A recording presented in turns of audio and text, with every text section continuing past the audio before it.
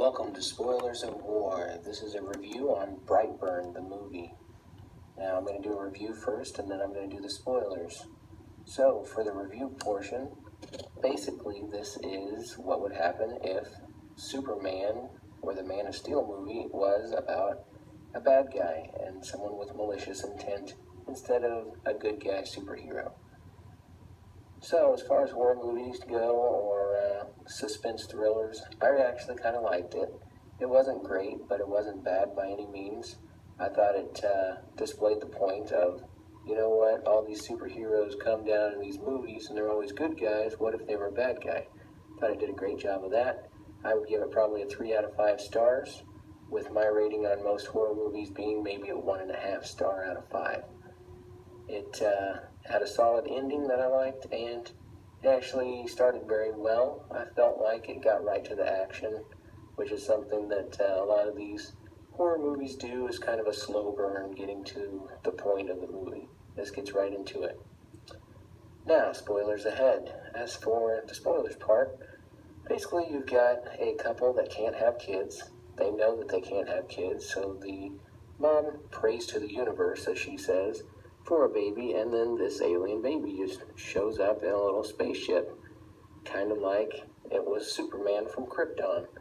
Now, they never really indicate whether this version of reality knows about Superman, has seen these movies, and so that's why they took it in, but they take the kid in.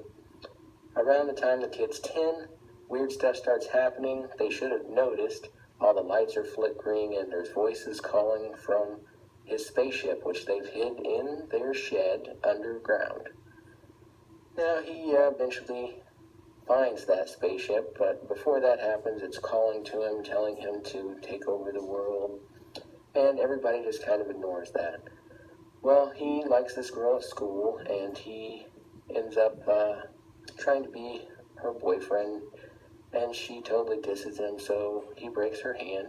Then the kid's mom is super pissed off, and she is a waitress at a diner, so he goes and kills her, finds out he has eye lasers.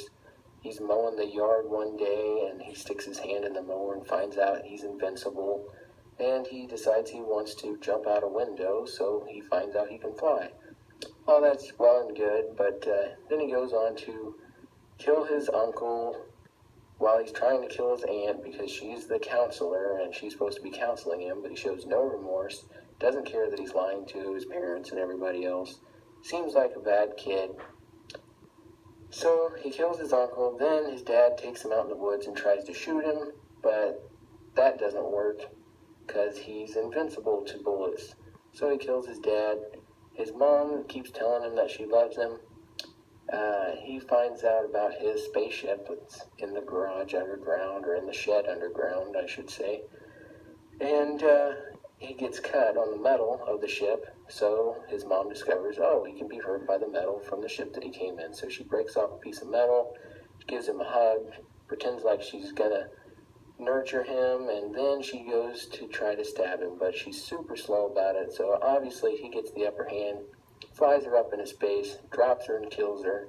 You think, oh, that's going to be the end of the movie, nobody's going to stop this kid. But then he sees an airplane, grabs the airplane, throws it into his house, destroying everything. And just before that, actually, the sheriff comes by, which hasn't told anybody except for his deputy who's with him that the kid is the one that's been killing everybody, because he's leaving this symbol that he leaves on everything, almost like a calling card to say, hey, I did it. Which is kind of silly, but he does it. Pretty typical of these kind of movies. And everyone's been ignoring, up until now, the fact that he's acting very strange all the time. So the sheriff and the deputy come out. He kills both of them. Then at the end, he grabs his plane, throws it into his house to totally cover up all of the dead bodies. And I thought that was pretty smart. Good thing for him to do. And basically it ends with him in an ambulance, people investigating the crash site, and shows that he's going to go on and continue killing people unstopped.